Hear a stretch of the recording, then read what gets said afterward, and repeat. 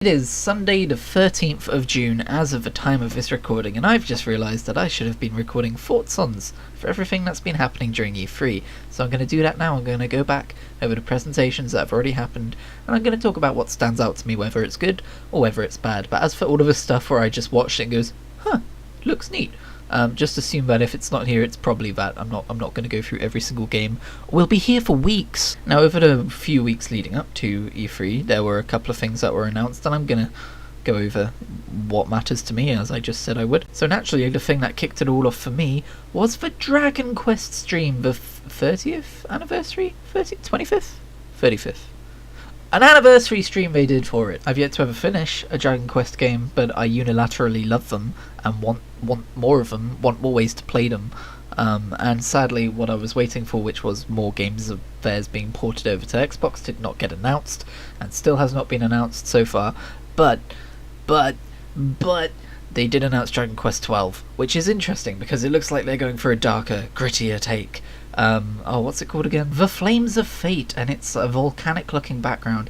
And I'm curious because Dragon Quest has always been, maybe the subject matter might not always have been, but in terms of presentation, it's always been quite bright, quite colourful. It kind of sets it apart from Final Fantasy in that way, at least some of the more modern ones. But I say more modern ones, I'm talking about ones from the 90s. JRPGs have been around for a long ass time, but yeah, there's that. It was just a teaser. They're also remaking Dragon Quest X, which is a Japan-only MMO. They're remaking it in a cutesy-chibi style, which I have about as many mixed feelings about as I do for Pokemon Shining Diamond art style. But all the same, they're making it as a single-player version, which is always interesting when they do that to an MMO, which is to say not very often. I wish it would happen more often, for the sake of game archiving, and being able to play it when the servers go down and all that kind of a thing. And I would love to play it, but they were very up in the air about whether it's even releasing in the West. The reason you would think they would even do something like this would be to release it in the West. There were rumours that they were going to be making this a couple of years ago for that exact reason, but they said it would release in Japan, I think, this year. But the fact that they specified in Japan does give me hope that the translation's just a little bit late and it'll be coming over eventually. The big news from that particular live stream was that they're remaking Dragon Quest III in the HD 2D kind of a style. I think even the Octopath Traveler devs are making it, if I'm not mistaken. Either that or they're helping with it, or they're just borrowing from their engine or whatever. But yeah, they're doing that, and I've never played Dragon Quest III, but that's going to be the way I'm going to play Dragon Quest III, provided it launches on something that I've got. Which I think it will. I'm pretty blessed in terms of the consoles I've got, but I want it to launch on Xbox. Is it? Let me go look this up. Oh cool, they didn't say, they didn't list it. It could be a mobile game for all we know. If I want to play Dragon Quest on mobile, there's options for that.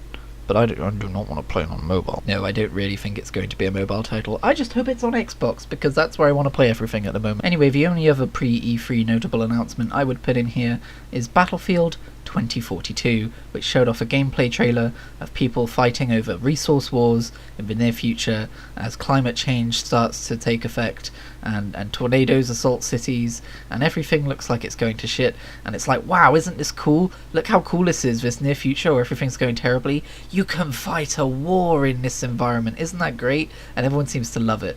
I'm just sat here going, mate, that looks fucking depressing. That shit, that's scary. Put it a little bit further in the future. Make it aliens. I don't give a shit. This shit's like gonna happen if we don't fucking do something.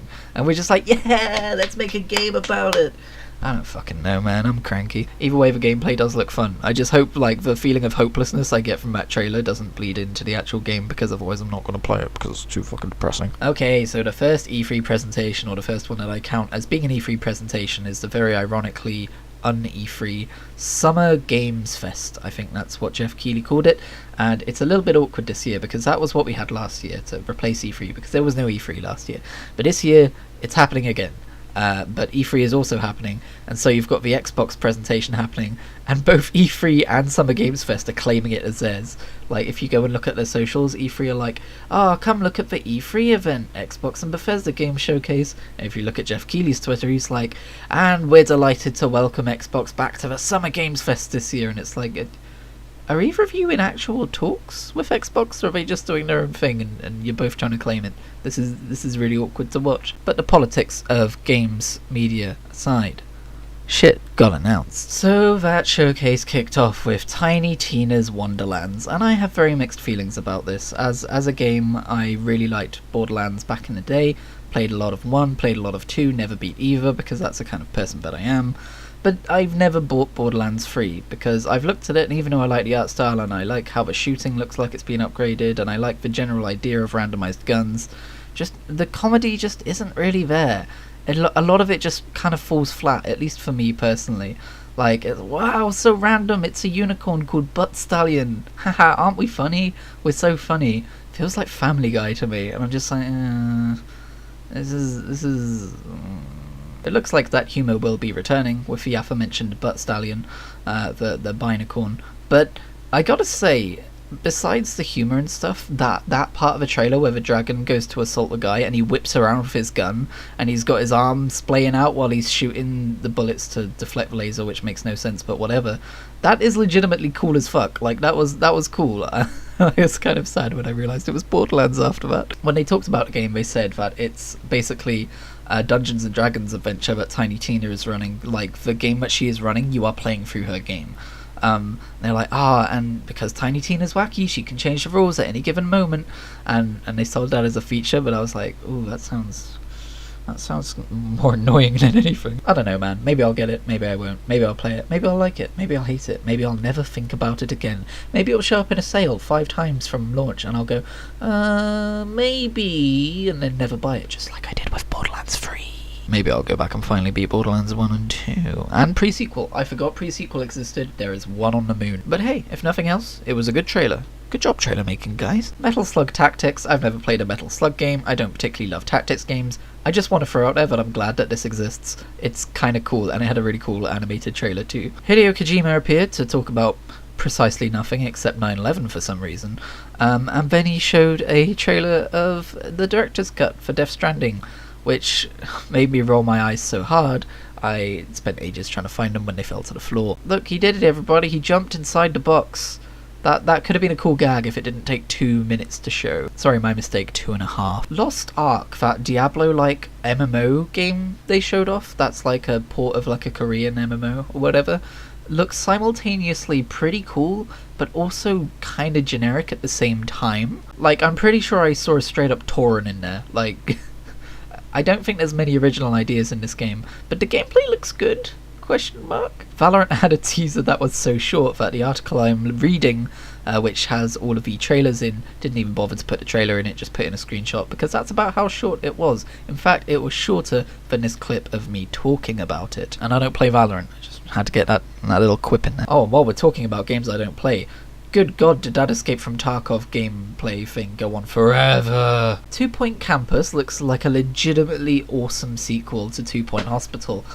It's one of those genres that I constantly want to get into but never can. There's a few of them. They're in a pile over there looking at me quite dismayed. But I like that they didn't go like, okay, we've redone like the theme hospital game. Now let's go and redo one of our other games. Like, let's do like a airport tycoon game or something like that. No, they said we want to do something new. At least I think they did. I haven't seen any old style school tycoon games. But this is a really cool concept. Anacrusis is one of the many Left 4 Dead looking games coming out which I don't care about because I never really enjoyed Left 4 Dead, except, oh wait, it's coming to Game Pass? Okay, I'll give it a try then. Tales of Arise caught my eye. I've never played a Tales of game. I think I tried to play one a while ago, and for whatever reason I found the gameplay really obtuse and I couldn't get into it. But this looks cool if I can get into it, if the gameplay is approachable. It looks nice. It's not difficult to make an anime, like 3D anime JRPG look nice, but it looks nice all the same. I just like how that style of game tends to look. But I gotta admit, I was listening to a reaction thing of the entire stream from a podcast that I like to listen to, and hearing the dialogue without watching the visuals, I don't know, it sounded kind of generic, but hey, maybe it's really good. Maybe I'm being hard on my second listen through of it, and I should just give it a try, as long as it isn't going to cost me £50. A lot of these games, by the way, I have a habit at E3 of going, oh, that looks interesting, oh, I want to give that a try, and then either forgetting they exist, or when they come out going, I'm not going to spend £50 on that. Sorry, 60, we're in 2021, £60 probably. Planet of Lana looks delightful and intriguing, and I want to play it. And hopefully I'll want to put money down for it when it... Wait, is it one of the Game Pass ones? It is not. Yet. Overwatch 2! Oh, why did they do this? Why did they do this, viewer? They came out and they were like, Overwatch 2, and I was like, oh shit, I didn't know this was happening. We're going to get some Overwatch 2 news. Okay. So far they have yet to sell me on the sequel. Kinda just looks like an expansion pack. But this is your moment to convince me. What have you got for me, Blizzard? Oh, those are character redesigns. And by redesigns I mean they changed the trim on his shoes. 2 redesigns. Specifically two character redesigns. Why did you do this? Why? If anything, you gave yourself negative press for doing this. Nobody else does this, Blizzard, you're embarrassing me. Endless Dungeon continues a tradition of games which have endless or dungeon in their title and make me go, oh, this looks interesting, and then looking at it and going, oh, actually, I don't really... And I don't know why either. Like, it ticks the right boxes, but just visually, aesthetically, I don't know, something about it doesn't fill my cup of tea. Or if it does, I'm looking at it and I'm going, who made this for me, because I don't drink tea. I shirk that British stereotype. I'm working on the yellow teeth though, don't... Gross. They added Nier Automata, the 2B, I know her name, 2B. They added 2B to Fall Guys. You can have a 2B. Oh god. The gaming world, the world of revolving bad gamer attention span did that game dirty. But that game deserved to be in the spotlight for longer. It also deserves to be on Xbox. Put it on Xbox. I think it is coming to Xbox, isn't it? Yes, because they were like, oh, it's coming to Game Pass. No, it's not. Thanks, guys. Deviation Games came on and announced precisely nothing, but exclusively for PlayStation. But while everyone ribbed them for it, I gotta say, they look like a couple of honest blokes who are passionate about games. They look excited about it, and they made me happy. You do you, Deviation Games. You do you. I would love to tell you more about what I thought about Back 4 Blood, but this video is age restricted and only available on YouTube. Learn more, hyperlink. Watch on YouTube, hyperlink. I don't know what that joke was. As I mentioned earlier, I've played Left 4 Dead 2, but I've never been properly into it. I've enjoyed playing sessions of it with friends a couple of times, but I've never really liked how the shooting felt, and it always seemed a bit too dark and grim for me. Back 4 Blood, on the other hand, looks like it's got slightly more colour to it. It's not vibrant and colourful, but it looks like it's not overly gritty for the sake of it, and the gunplay looks a little bit more modern and more refined. And I believe this is launching on Game Pass as well, so I'm probably gonna give this a shot. Or a whack with a street sign, if it's anything like its faithful predecessor. Tunic still exists, as many events this week have reminded us, and I'm excited for it, because there's a little cute fox in a little cute world, and he's gonna do Link things, he's gonna do Legend of Zelda things. I'm gonna fucking play it as long as it's not expensive. I love that the developer talking about the game he made sounds as charmed with his own game as the rest of us do watching it. Tribes of Midgard saw Valheim release and went, fuck, not my joke. Stole someone else's joke, but did have the same thought during the conference, so I think I'm allowed to relay it. Just want to quickly mention I do like the art style for it though, although I'm probably never going to play it. Oh yeah, then there was a thing about a ring or something, I don't know, I wasn't really paying attention during that. Okay, look, I'm not a Souls-like fan. I'm happy for you. Well done, you got your new Souls-like. If they introduced like an easy difficulty, maybe I'd play it. Maybe I'd do it. Like, I don't tend to play games on easy because I'm a stubborn man thing, but... Sorry. Listen, I tried to play through Jedi Fallen Order. So my dad bought it for my birthday a couple of years back for like 50 quid, and I only got to like the second or the third planet. Not because it was difficult, but because the style of gameplay kind of... It didn't drive me away, but it wasn't rewarding to me to come back to it because I was playing on, I think it was normal difficulty. But what I think I'm going to do now that the optimization patch has hit it is just download it on Xbox Game Pass and play through it on easy just to see the story, because apparently the story's good. Like, I'm not even going to treat it like a game, I'm just going to like blast through it. And if Elden Ring had that, I would give it a try maybe? Maybe? I wouldn't. Okay, I'm gonna be honest with you, I'm probably not gonna play Elden Ring. Okay, I'm sorry, don't fucking at me. It was at this point where I was writing my tweet thanking Jeff Keighley personally for his performance during Summer Games Fest. He reads my tweets, we know each other in real life. It's kind of a thing, it's not I'm lying out my teeth. And then a lovely man called... Fuck. Tim Schafer, chafing Tim's one Tim at a time. Tim appeared and he said to me, "Hey Christian, you thought you were done, but here's Day of the Devs." And I went, "I'll stay for Day of the Devs." And while I was quite tired by the end of it, because I got assaulted with lots of games in my senses to understand, I did enjoy it. I'm glad I stayed. Good presentation. Let's go through it. Axiom Verge 2 is probably good in it. Never played first, but keep meaning to. And then this adorable photo adventure game came up called Tome, T-O-E-M, or more specifically T camera emoji E-M. It's this little black and white simple thing where you go around in kind of like top down view, but then you go to take a picture of something and it puts you down into a little 3D view and you can take a picture of it, and it's like, it's got a little story going on. It looks cute and I like it. Up next was Phantom Abyss, a game which I am extremely intrigued about. It's basically this little kind of Indiana Jones roguelike thingy, except it's got like Trackmania style ghosts. They're not live, but they are other players' ghosts of them trying to get through the level, and you can see where they die, and it all happens as you're running around at the same time, so it's like they're there with you even though it's pre-recorded. I took way too long explaining that. And the hook here is that when a player beats a level, it's closed to everyone and you only get one shot at the level. So I think I got that right. So it's this cool little thing of like, you're gonna be the only person to ever beat that level, and you get to see other people dying alongside you as you try and do it, and I'm really fucking excited about it. I've kind of fallen out of love with Steam games and my PC in general. So it's a shame it's not coming to like Xbox or something. Maybe it will in the future, but that's just me being picky about what I like to play it on at the minute. Give me a couple years and I'll be whinging that everything's on Xbox and not my PS5 or something. I don't have a PS5 yet, but give me a couple of years. I'll probably scrounge together enough for one. I need to play Ratchet and Clank, damn it. Garden Story, or as I like to call it, Grape Game. It looks like a Stardew Valley 'em up, but grape flavoured, and I want it. Vocabulantis was very unique and peculiar and bizarre, and the way they're making the game is really interesting.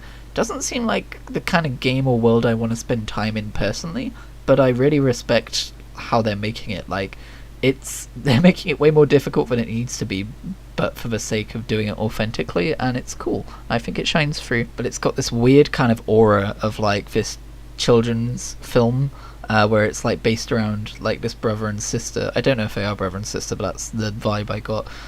Where it's teaching kids about the cruelty of like the chaos of life and how uncaring it is. Like, I was talking about this to my friend the other day about how like you could break your leg in the woods and die before anyone finds you. That kind of like harsh, brutal nature's cruelty kind of thing. It kind of feels like there's some of that here. Like the guy who's talking to the kids and is asking them to help him, it just seems like he's being really mean to them and pushing them too far. And then when that instant happens at the end of a trailer where the girl falls and like hurts herself really badly, and like they both just kind of go really quiet, and he's like, oh fuck, kind of thing. Is, I don't know, like I think there's something I've seen as a kid that was aimed at kids that had that same kind of a like brutality to it, which is just like, I don't know, it makes me uncomfortable. The Wandering Village is a very cool concept. The next thing to catch my eye was probably the highlight of the show for me. It's called Death's Door, but anyone who is in the least bit cultured will be calling it Bird with Sword Game, not to be confused with Bird with Board Game, which came in a different presentation. Bird with Sword Game is about a crow who is tasked with the rebalancing of the natural order, because apparently death no longer works. People aren't dying naturally, and there's too many people, so you gotta take out the old people. I guess that's probably what's happening. Now that I put it like that, it sounds a bit ageist. I'm sure it's not, but I love the theme, and I love how he's cute. I get that he's meant to be like a little Grim Reaper motif guy, but he's cute little crow with a sword, and I'm rooting for him. And it looks a bit like Hades, and I haven't played Hades yet. I will, because Game Pass, woohoo. We'll get to that in a minute. But yeah, it looks really cool, and I want to play it, and I like it a lot. Moonglow Bleh. Sorry, that one was harder to say than I originally thought it would be. Moonglow Bay is a cute little voxel kind of fishing village simulator that focuses on fishing, and I love fishing in these kinds of games. And I can't wait to play it when it comes out on Game Pass. I'm going to download that day one for sure. I just want to quickly mention Loot River, because it's a really unique take on a roguelike where basically you move little bits of ground around to avoid massive swarms of enemies. It looks really cool, but I specifically want to point out that I don't think I would get on with that mechanic. That's the kind of thing that would actually drive me away from the game. I'm not saying this is going to be the same for everyone. I'm just saying, like, every time I see this game, I'm like, man, is it bad that I kind of wish it was more generic and boring and didn't experiment with features like this? Because I really want to play that roguelike without its core mechanic, but plenty of those exist, so I guess shut up me. Finally, I want to talk about a game from this presentation anyway. There's a lot more of a video left, I know. I want to talk about a game that at first glance I kind of dismissed it. I was like, I don't really care about this. This is like a very artistic non-game. I know it's mean to call it that. I shouldn't call it that, but that's how I felt. I mean, it's more of a simulation anyway. But as the trailer went on, I grew more and more fascinated with it. It's called Despelote. I hope I'm pronouncing that correctly. And it's the best way I can describe this game is it is a snapshot of time of Ecuador in, I want to say 2001 or 2003 or something like that. And it's about how the country was gripped by their progression through the World Cup and how well they were doing at football. And I don't really care about football or anything like that, but it's fascinating the way the world is portrayed. Like, it's like walking through a sepia photograph that's really grainy and doesn't have very good quality, but the people walking around and the life in the park and everything that you can interact with just looks so well made. It's like, even though I've never been to Ecuador in 2001, it kind of transports you back 20 years. Like, there's analogues to kind of England around that time as well. And it's super interesting. I really like it. I don't think I'd get more than half an hour out of it, but I'm really happy it exists, and I wish more stuff like this got made. It looks really cool. And also you can kick your ball at old people and they yell at you. The next conference I watched, I am only going to mention briefly.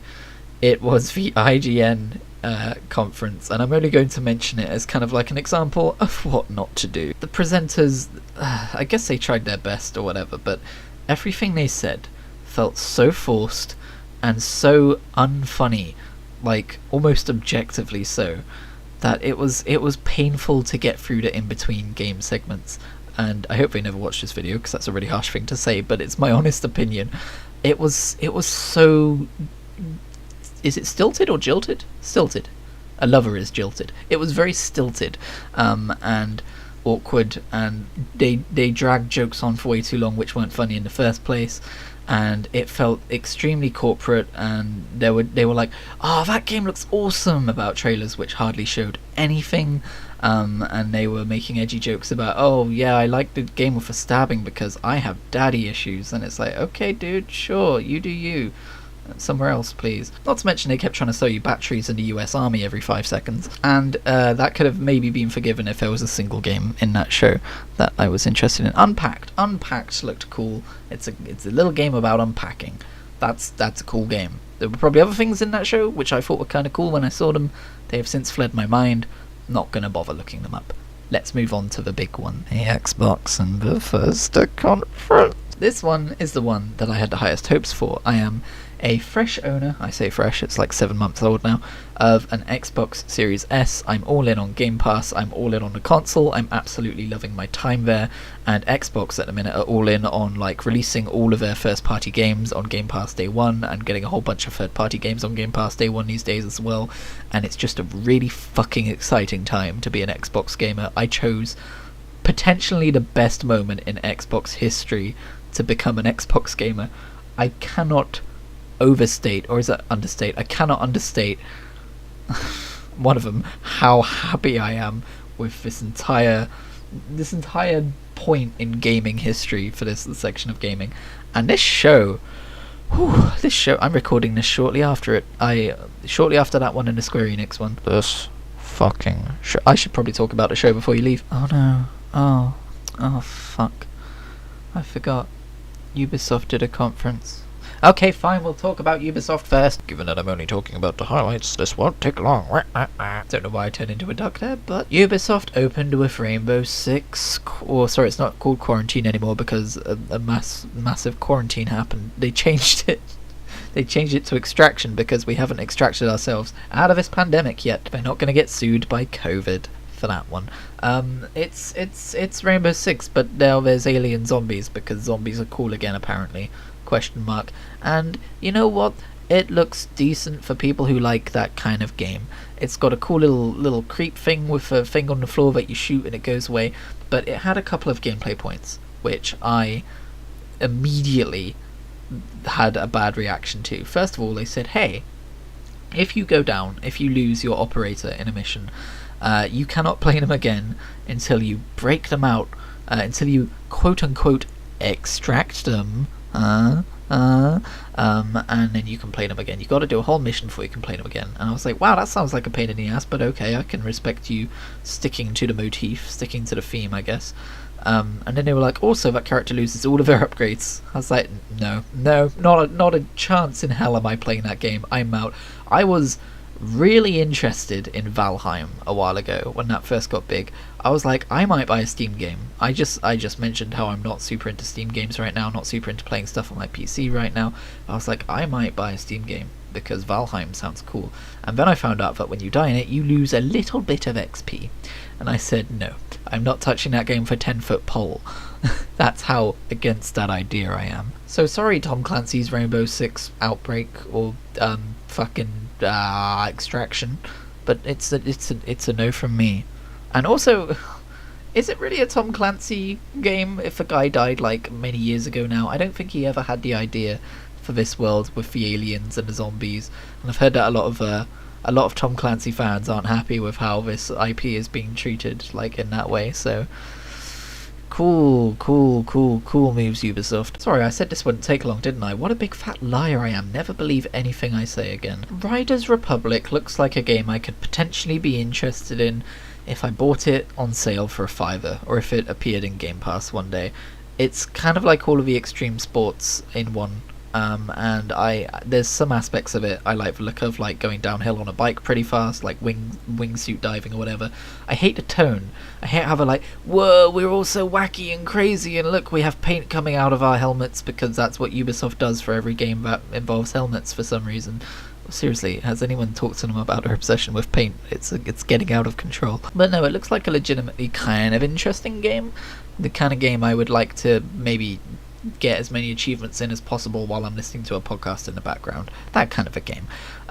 Which is what every developer aspires to make. Just treat us like we're fucking adults, or kids, even kids, because there's going to be kids playing games like this. Don't treat us like we're some kind of like, whoa, I'm super cool because I've got a jetpack and it jets paint. Anyone who is that cool with a capital C, they don't play video games, dude. I don't know who's told you this. I should probably mention that Far Cry 6 came on, and I went, oh great, I don't care about Far Cry 6. And then that segment ended, and I realised I had been routed to the screen because the narrative occurring in front of me was really fucking good. I should probably play a Far Cry game at some point in my life. I tried playing a little bit of Far Cry 3, but then that was on my PS4, and I got an Xbox, and I stopped playing it because apparently plugging in 2 different cords to change consoles is the end of the fucking world. Seriously, I have both consoles. They're sat right next to each other. The HDMI port and the power ports, they're super easy to quickly switch around. It would take like less than a minute to do. Haven't turned my PS4 on in about half a year. I did roll my eyes pretty hard when the Far Cry DLC was revealed. They were like, our villains are so cool, now you get to play as the villains. I was like, okay, sure, whatever, Ubisoft. Also, Far Cry 3 Blood Dragon included. I was like waiting for the remastered to pop up, and it did not pop up, and I went, oh, what's the point then? You could just fucking buy it yourself. Like, sure, they did that with Assassin's Creed Odyssey and Assassin's Creed 3, but that was the remaster of Assassin's Creed 3. What's Blood Dragon got going for it? It's just that, hey, remember this? We're including it as part of the price.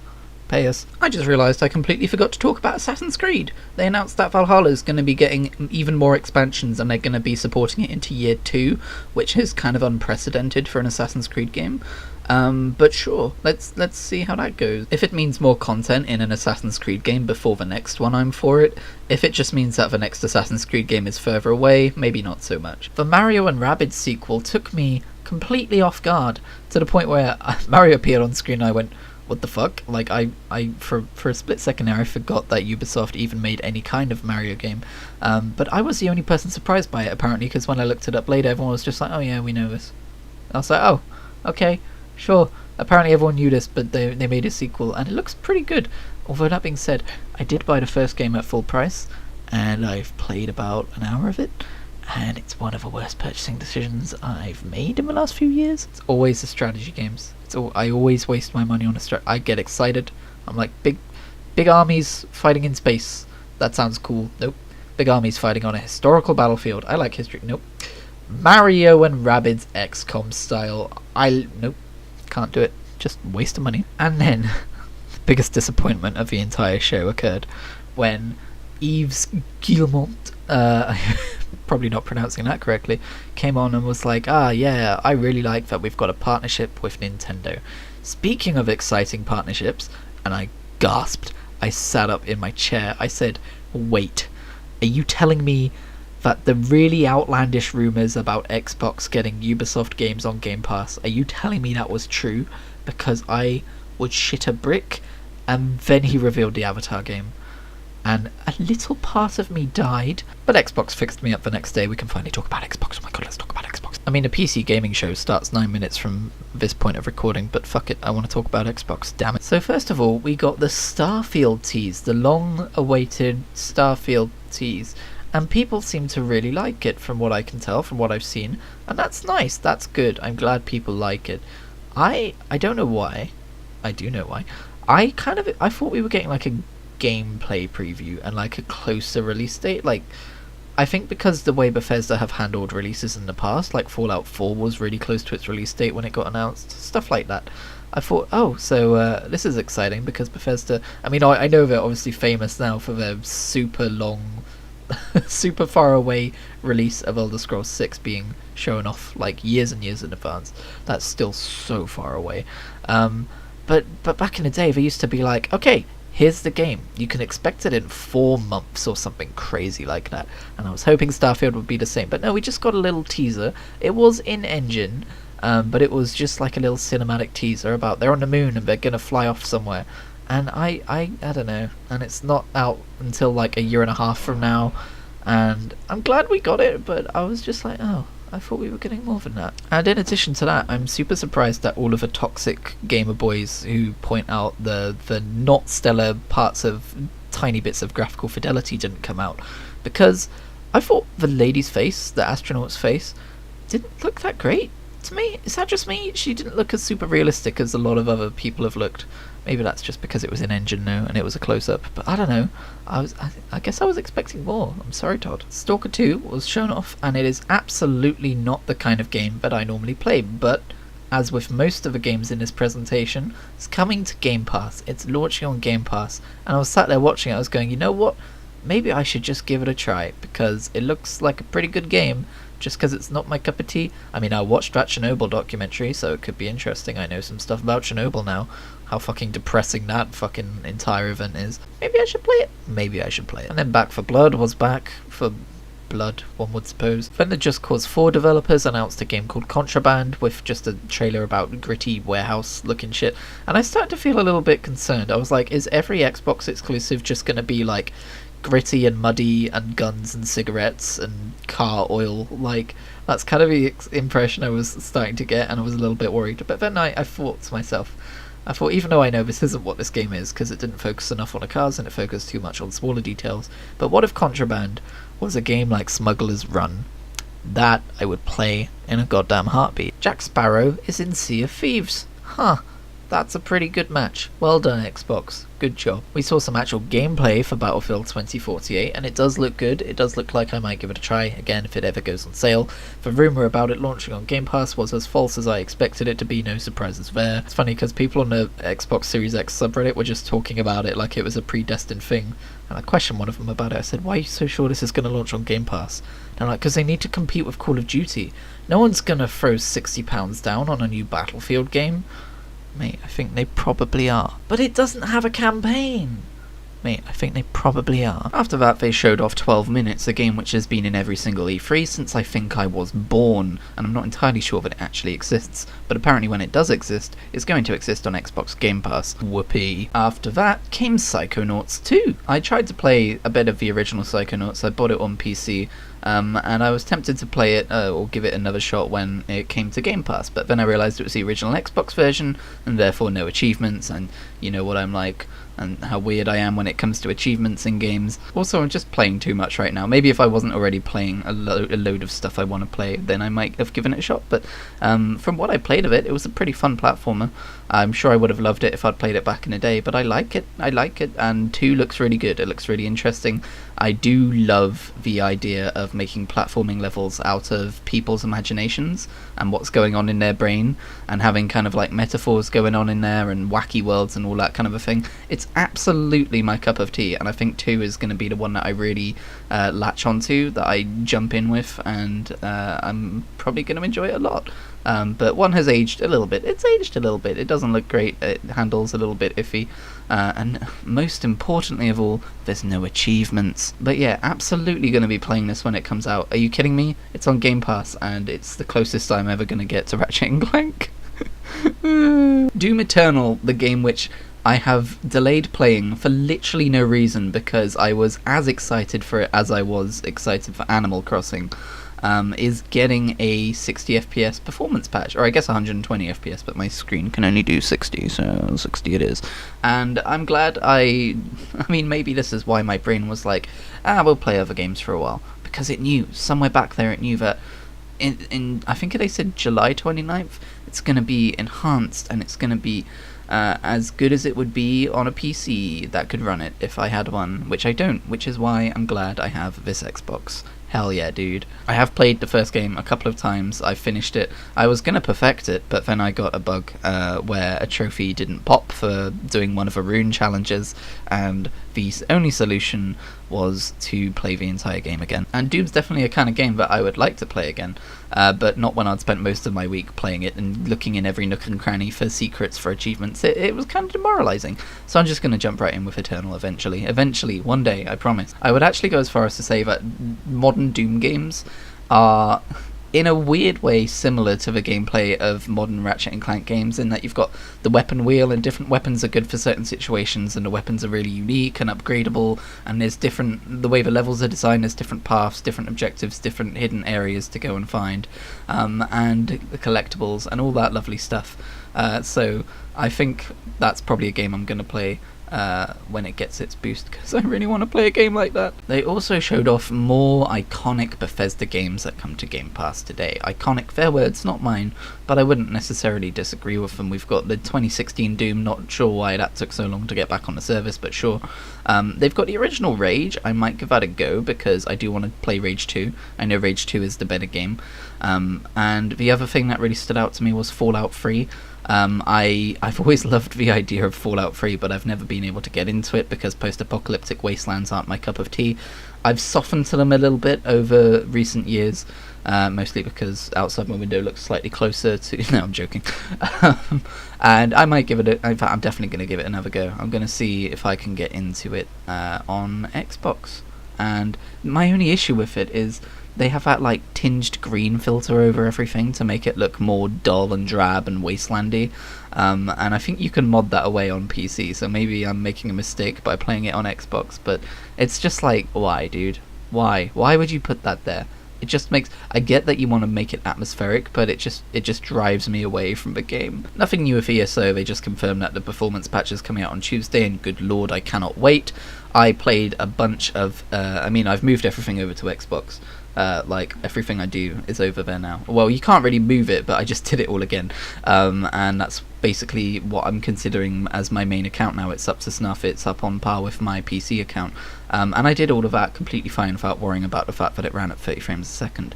But now that I'm playing it next to Mass Effect Legendary Edition, which is a beautifully smooth 60 frames a second, I'm like, man, whenever I swap back to ESO, it is rough, so Tuesday cannot come fast enough. Party Animals looks really dumb and really fun, and I want to play it. It reminds me of Gang Beasts, a game which I've hovered over purchasing several times, but I've got no one to really play it with, so there's no point. But I don't know why I turned Australian there for a second. But yeah, this looks good. Hades coming to Xbox Game Pass is one of those announcements which is really fucking good isolated by itself, and it's probably something I'd be raving about if it was isolated by itself, but it's surrounded by so much other good shit that I keep forgetting about it, and every time I'm reminded about it I go, oh yeah, and that's happening, fuck yeah. I'm gonna get to play Hades and I cannot wait. Somerville looks really intriguing. I'm excited to see what that game's about, what the story's about. I've never played one of those artsy 2D side-scrolling light platforming story-based games before, so I'm down. And by that I mean stuff like Limbo, like Inside, you know the kind of game I mean. I think this is one of those. Halo Infinite's free-to-play multiplayer looks really fucking good, and I'm really excited. When this was first being aired, unfortunately my internet was playing up, so I didn't necessarily get a particularly good look at it. I did go back, but like everything was kind of like, you know, bit-ratey and buffery and annoying, and I was getting very frustrated, so I wasn't necessarily enjoying my time, but I just watched through it again, and good God, it looks good. I'm really curious to see how they integrate a grappling hook into the gameplay. I assume it's going to be a power that you can't use all of the time, or that would be slightly unbalanced. But I like the opportunity to do things like, as the announcer said, Grapplejack. It's cool that with this multiplayer, they're not just going, okay, we need to do another Halo multiplayer. They're going, what can we add to Halo multiplayer to change it, but still make sure that it's Halo multiplayer? And it's that, and it's throwing grenades at like weapon drops to bounce them towards you. I don't think that's a thing you could do in the past.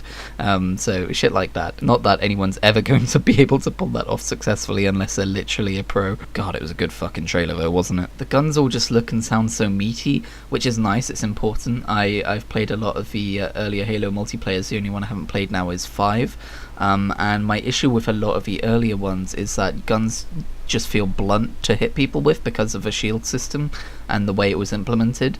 And I think 2 Anniversary and 4, so the most up-to-date ones that I've played, do a good job of making shots feel impactful, but the previous ones, especially 3, sometimes it feels like you're just tickling them for ages, and then if you're lucky, they might fall down. As for the story trailer, again, I'm up to... Story-wise, I'm up to the start of 3. I've played the first mission of 3.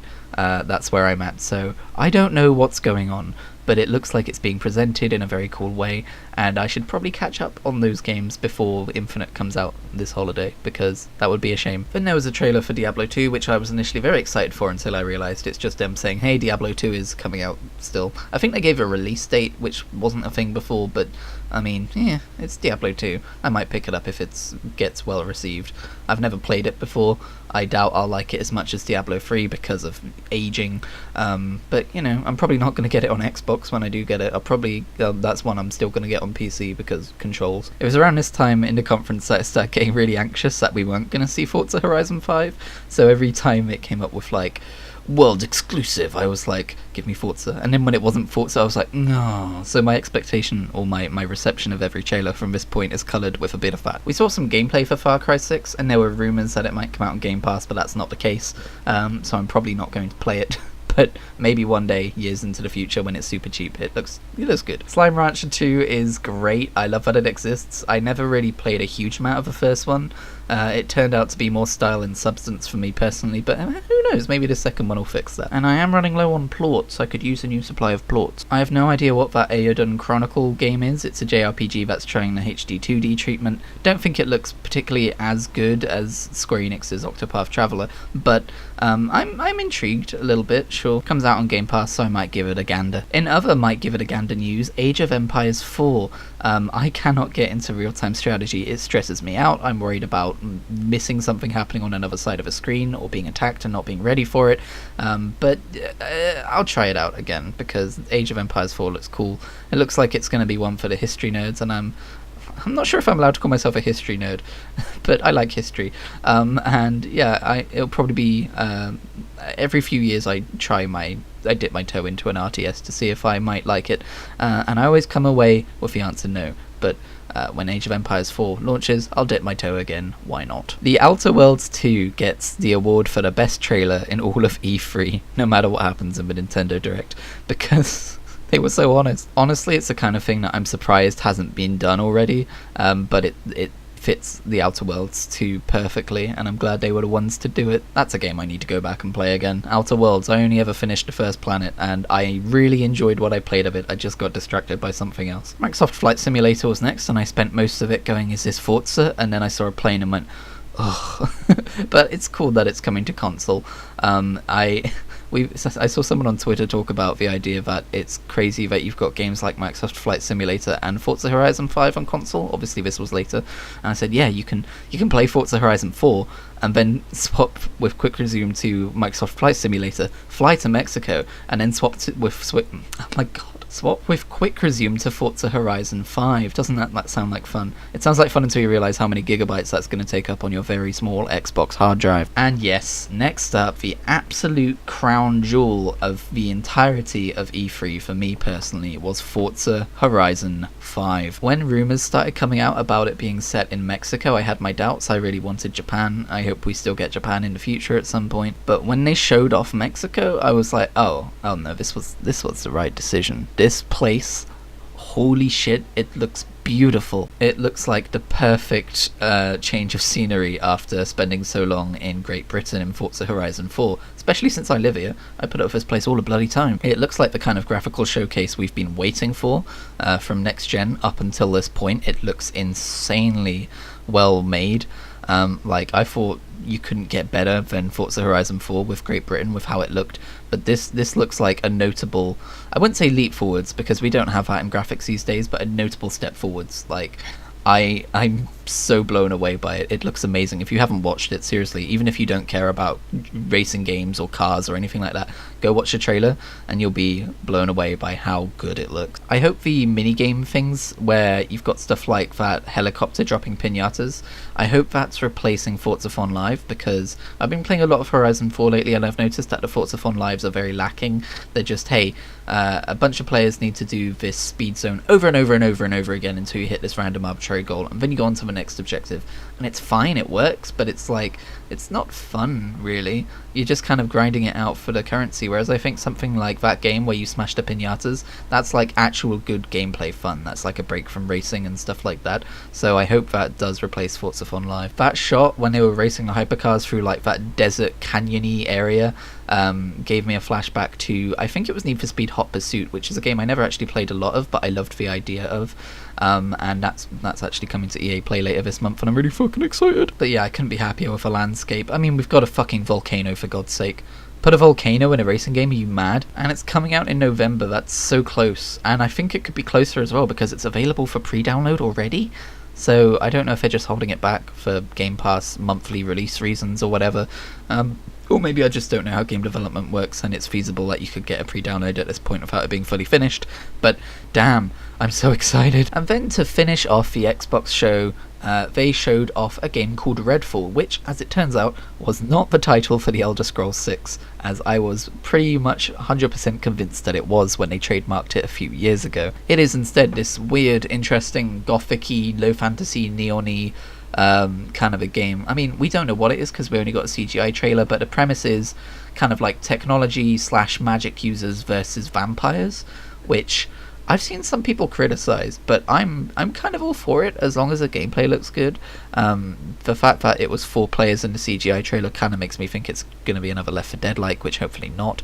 But, you know, it looks cool. I'm excited to see more from this game, to see where it goes, to see what comes out of it, to see what the story's about. I'm interested. Fucking hell, this video's going on for a bit, isn't it? Don't worry, we haven't got too much left. Next up was the Square Enix conference, where they opened with a Guardians of the Galaxy game, which I was sure was going to be Avengers DLC.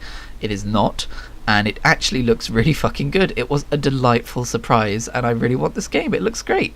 Well, I want this game if it turns out to be as great as it looks. You know how trailers can be. But I really enjoyed it. Guardians of the Galaxy is such a fun sci-fi world to explore, and I think it's kind of a no-brainer to base a third-person single-player action game around it. I'm really glad they're not live-servicing this shit, though. I liked their depictions of the characters. I liked the art style. They seem to straddle the line between realism and comic book adaptation in a way that's better than the Avengers does. The gameplay, the actual fighting, looks a little bit one-note, but I think that's because they chose an area from the beginning of the game. From what it looked like, they showcased a little reel of action scenes from later in the game towards the end of a trailer, and it looked a little bit more nuanced. There wasn't punches in there. There was more than just targeting a target and shooting or pressing a button to get one of the other Guardians to do their thing. It seemed like they're doing the whole Telltale Games thing of like you can do different choices, but I've got a couple of issues with the way they're doing it. So for instance, they keep talking while you're making your decision, and I always get paranoid that I'm going to miss some good dialogue by choosing the choice too early, so I would probably try and wait until just about when they finish talking before making my decision, which is kind of annoying as far as making gameplay choices goes. I'm also not sure I trust many studios to do choice making well, but that's entirely dependent on how the game comes out at the end. But yeah, this was a delightful surprise. The rest of Square Enix's conference didn't fare quite so well. The next thing they announced was something that could have been really cool. The Final Fantasy Pixel Remaster aims to remaster Final Fantasies 1, 2, 3, 4, 5, and 6, and I guess in their original kind of graphical format of a pixel art, instead of like doing something like they did with 3 for DS. And that's really cool because I really want to play a bunch of Final Fantasies. I want to try and get into that series, and I've always been really interested in the older 2D ones. But they're only releasing it on Steam and mobile. And granted, I have Steam, but when it comes to playing it on PC, there's already kind of releases of most of those games. I could just have bought them, or I could emulate them from when they were on the SNES or something like that. I'm really disappointed they're not on Xbox, where they would have achievements I would want to earn, or even the Switch, where I could play it handheld. It's a really weird decision, and I really hope it comes to other consoles later on. And they also showed like pretty much nothing of it, so it's a strange one. It is also by far the least strange Final Fantasy announcement of that entire showcase. Did anyone else watch it? Did anyone else see... Oh my god, what's it even fucking called? Stranger of Paradise Final Fantasy Origin is its name, and apparently it's a retelling of the events of Final Fantasy 1. So I can see why fans would have been excited about this game before they showed off the game. Now look, I get that anime stories exaggerate kind of metaphors a lot. Like they'll have characters talking about metaphorical allegories, or allegories, I guess. I never know how to say that word, but they'll have them talking about it like it's like something that's constantly on their mind. But having the main guy scream, "I'm gonna kill Chaos," upwards of 5 times in a single trailer, who made that decision? Who sat there and watched it afterwards and said, yes, this is a good trailer, this will capture the hearts and minds of Final Fantasy fans? What the... I'm gonna come out and say it. What the fuck? It looks so bad. It looks so unimaginably bad. Not just the dialogue and the acting, but the characters. The main character is wearing a goddamn t-shirt and jeans, and it is not a modern setting. We have had Final Fantasy games where being in a t-shirt and jeans would be acceptable, would be fine. But in this game, he just looks like he came out of a H&M. He just looks like some dude with a big sword, and that doesn't even look like a stylistic choice that fits a certain aesthetic that's in the game. Everyone else looks like actual Final Fantasy characters, albeit ones that came out of a PS2 game. My favourite part was at the end of a trailer where they went up to that villainous looking dude and said, "We're looking for Garland. Are you Garland?" And he says, "No, I'm Chaos." And it's like, whoa, title drop moment. What the fuck are they thinking over there at Square Enix? Like, literally, how did that game make it to this point where they're presenting it to people and being like, this is a game we're going to sell you, and cancel that game? Like, I think most games that get cancelled are probably better than that one. Maybe it's just a terrible trailer. Maybe it'll turn out fine. I've seen someone online say that the main character in this game is meant to be customizable, and his gear is going to change as you go through, so maybe that's something to do with it. But Jesus, what a first look. What a first look at a fucking game. There was other stuff. Tower of Babylon, I don't really care about. I know it's a Platinum Games game, and everyone loves Platinum Games, but the aesthetic just looked boring to me. It wasn't very colourful. I like games that are colourful these days, where it fits. And I think it would fit a game like that, and that one's not very colourful. And they're remastering the Life is Strange games, but it's one of those remasters where they do the swipe from left to right, and they're like, whoa, look how different it looks. I'm like, oh, it doesn't... I mean, I get that it looks different, but it doesn't look any better. It still looks like... I don't know, man. Like, I get that it's an art style. It's kind of like a water paints kind of an art style, and I've never hated how it looks. but you haven't made it look better.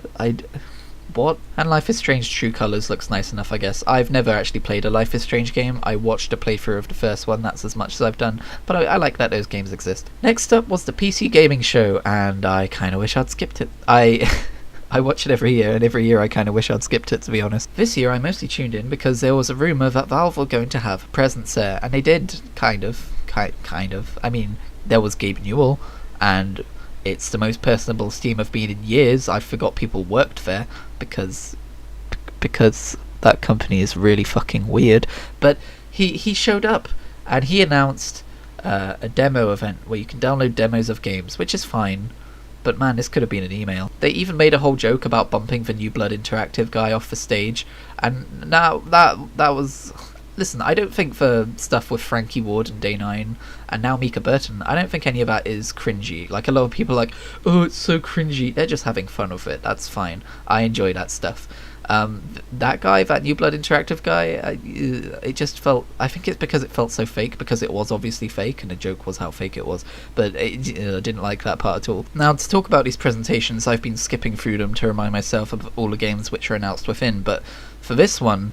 the list of games that I'm interested in, it is a lot easier to just go back and read through the tweets I tweeted about them, which wasn't very many. Orcs Must Die Free is happening, that's neat. I did like most of what New Blood Interactive showed off, but a lot of it looked like stuff that I saw them show off last year. Sacrifier is another HD 2D looking RPG. I was going to call it JRPG, but I don't know if it's Japanese. But it looks good. It looks like it does depth better than Octopath Traveler, so that's interesting to see some innovation in that area. At some point in the show I did get so bored I wandered off and found out that Halo Infinite is adding bots to their multiplayer, which is very exciting. I love playing against bots. It's nice to just chill out and play against bots instead of people who actually know how to kill you sometimes. This was probably during the hour-long MechWarrior 5 segment. I tweeted out that Songs of Conquest looks pretty dope, and I don't even play that genre. I no longer remember what Songs of Conquest was, but whatever it was, it looked pretty dope, and I don't even play that genre. And finally, I loved the look of Project Warlock 2, which is like this retro-looking shooter thing, which is probably a bit like Doom. And that's how you sell me on a game. You make it look like Doom, I guess. Because, I don't know, I like Doom. The Future Games thing happened, or it's gonna happen. I'm not doing that one. We've spent enough time on this, and I don't trust that anything particularly noteworthy either came out or will come out of that I'm going to be interested in. So thank you for watching or listening to this almost hour-long video. Jesus fucking Christ.